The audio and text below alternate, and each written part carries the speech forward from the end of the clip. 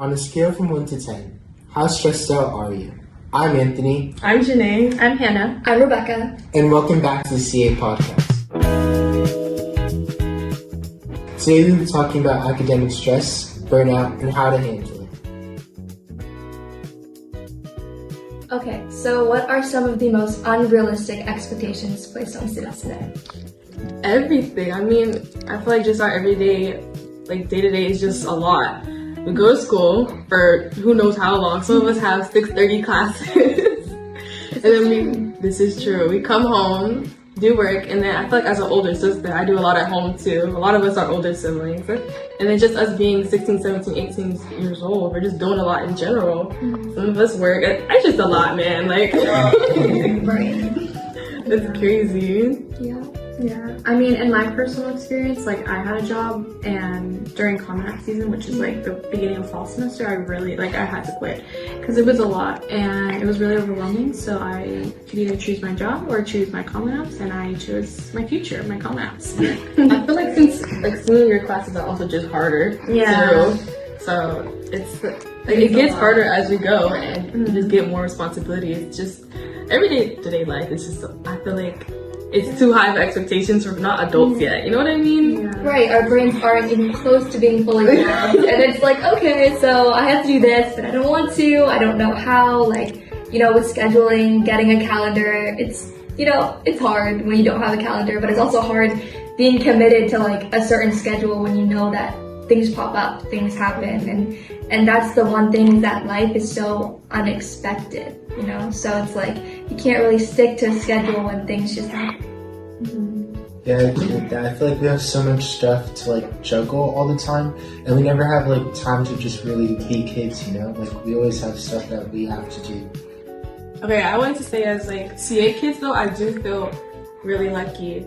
Because I was talking to some other seniors from, my old high school, and they're like, oh, nobody tells us anything. Like, a lot of kids I know, they did their stuff on Common App, then they had to do regular decision, because it was like, oh, I didn't know how to actually do things after Common App. There's like, what's an applicant portal, what's STARS, what's Sparks?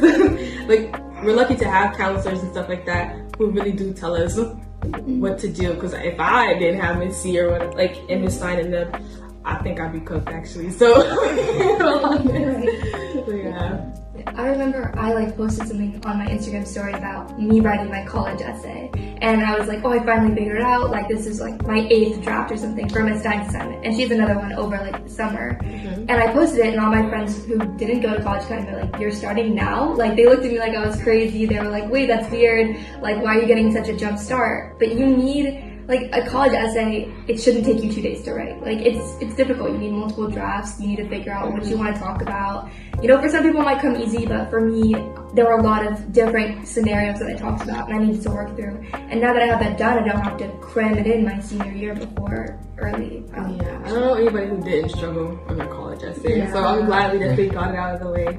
Or at least started it junior year. Yeah, I agree. I feel like even with all the preparation that we have, I still feel like nothing prepares you for actually going through Common App during the time of all the classes, with parents, teachers. I feel like there's so much expectations that you really do have to meet that it just doesn't come naturally to you.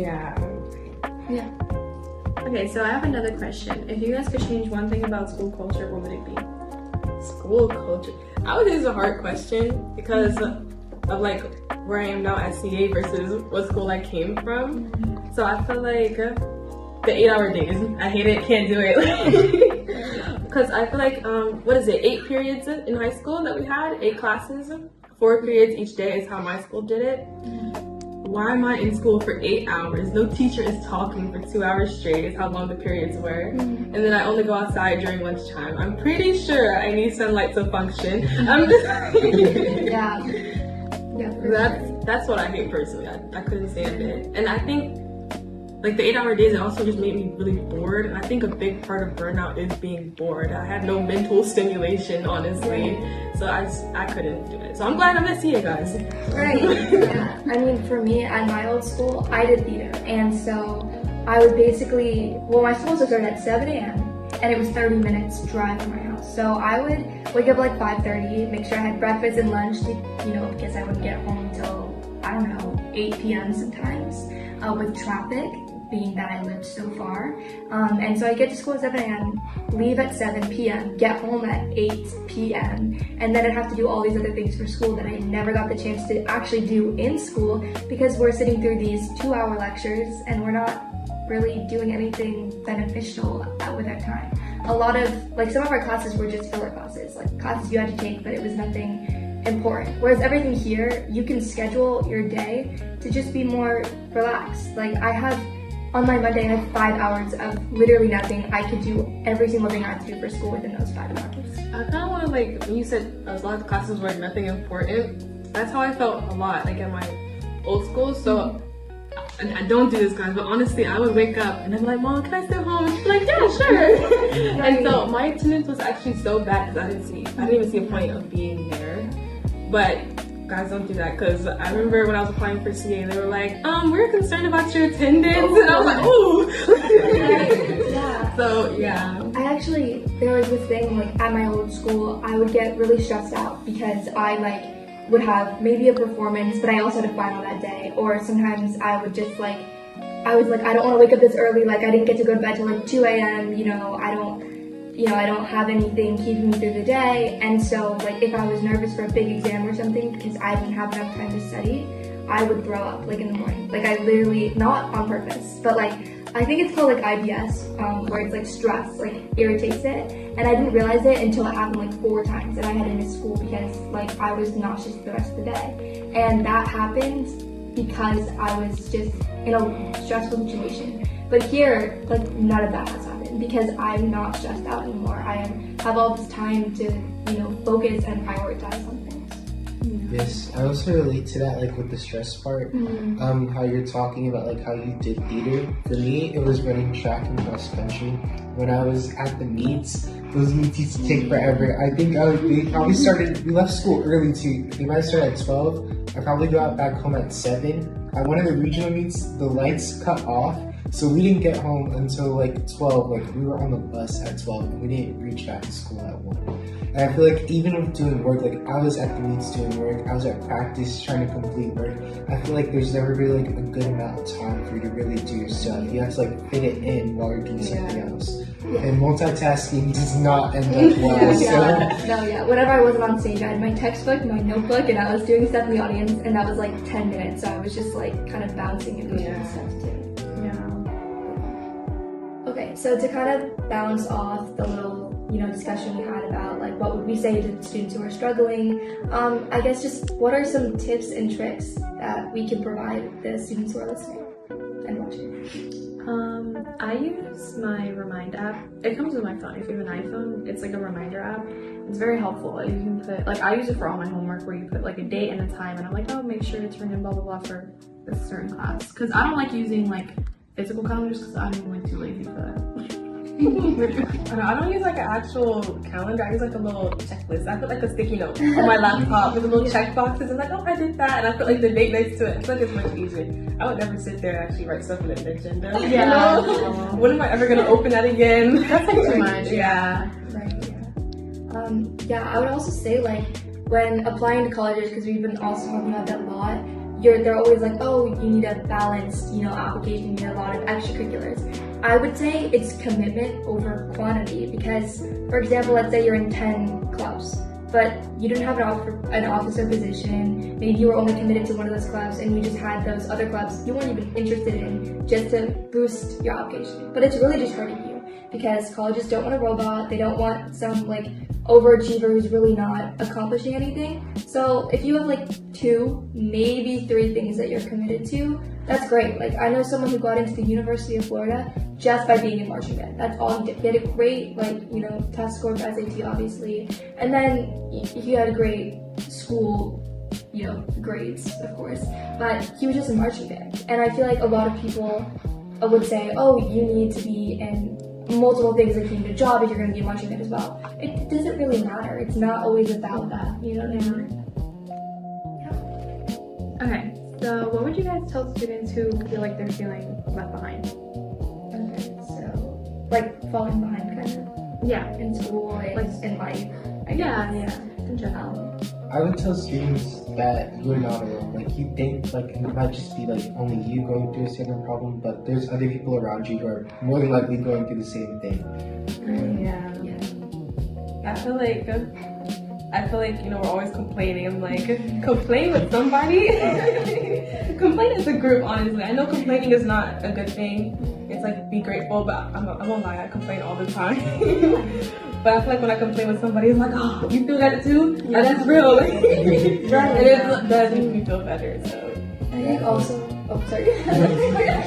Yeah, I was just gonna say, like, take it one day at a time, like, actually, because, let's say you had a bad day one day, or multiple times in your week you had a bad day, or you had a bad morning, and it just ruined the rest of your day. That's okay. We all have bad days. We all experience it. Even if you think you're the only one, you're not. It's just a common thing in life. But if you take it one day at a time and just remember that, like, tomorrow's a new day, like, maybe you could start your day differently. I don't know, some people meditate. I personally don't have the focus attention for that, but I've heard it's really helpful. So if you want to try meditation, yoga, go to the gym also helps a lot. Just like clearing your head, running outside, walking outside, like whatever time, just to breathe in some fresh air.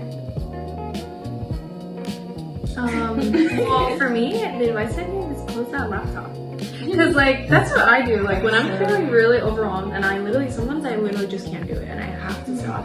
Because, like, even if I want to keep going, I'm just going to produce work that's garbage, and it's going to give me bad grades. So I'm like, I'd rather talk to the professor, be like, I'm struggling, like, can you give me, like, an extension? And then, like, most of them are super understanding, so close that laptop.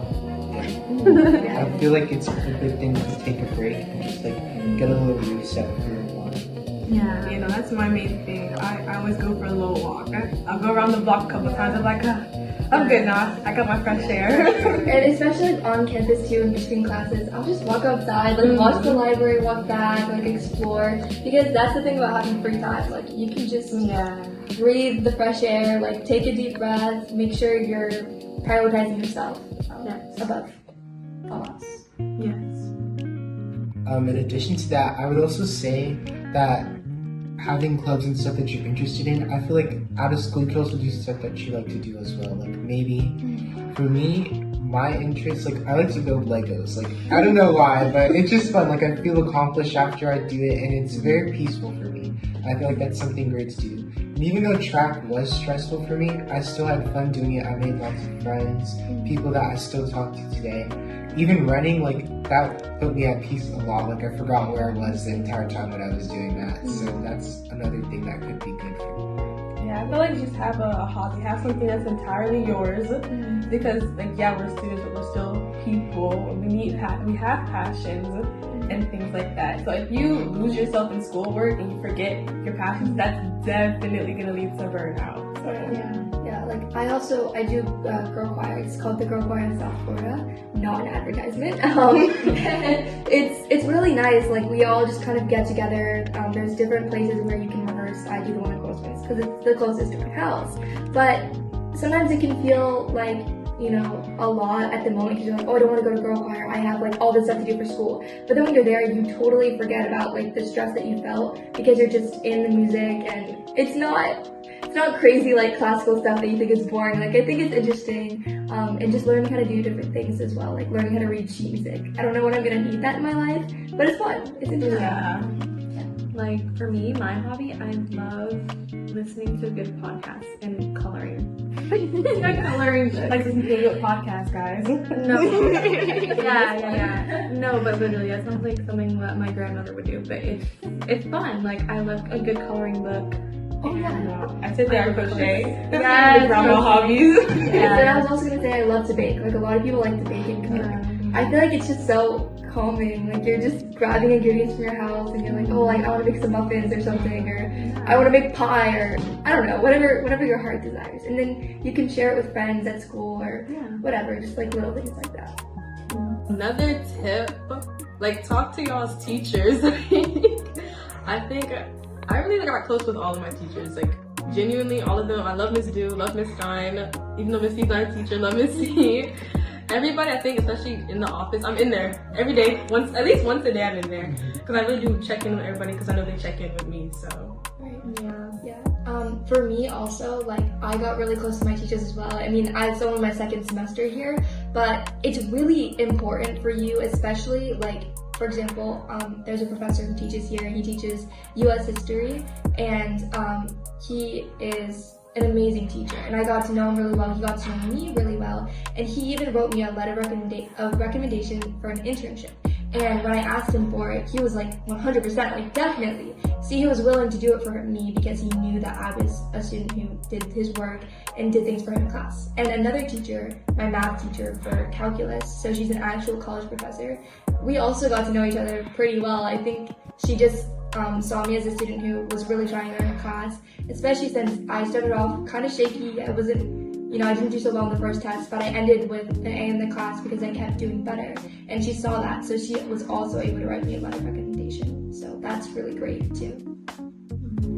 Yeah, I mean, I'm not, like, the person I feel like I'm closest to is Miss C, our guidance counselor. I think that goes for, like, any high school. I feel like getting close to your guidance counselor is really important. Not only for school, but, like, also for, like, just someone to talk to and stuff. Like, it's really important to have someone where you can speak to them and, like, have an outlet, or else, like, that also leads to burnout, and that can end very badly. Yeah. Oh, and just to bounce off of that, at Broward College, they are giving out like 6 free counseling sessions. You just need a student ID. There's no referral that you need, and so if you really need somebody to talk to, but you're like, counseling is super expensive, because let's be real, it is, and it shouldn't be, but you could get at least 6 sessions, and maybe you could spread them out over your year because you're like, oh, I'm just really stressed out, I don't know how to balance things, and you could just have somebody to talk to.